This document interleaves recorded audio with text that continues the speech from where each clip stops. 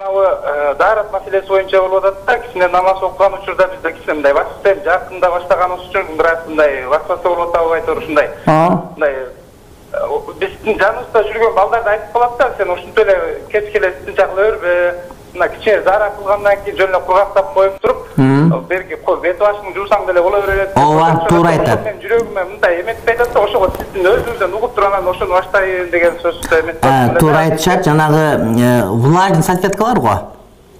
Ошону колдонсоңуз дагы болот. Эгерде улуу зара кылбасаңыз, анда кичи зара кылганда жөн эле кургактап койсоңуз дагы жарай берет. Айрыкча суук күндөр, Орусиянын жеринде суук, ошол туура болот. Анан эгерде жылуу жер болсо анда жууган болсоңуз жакшыраак болот. Бирок истинче кажан важип болот ошол улуу зара кылган учурда.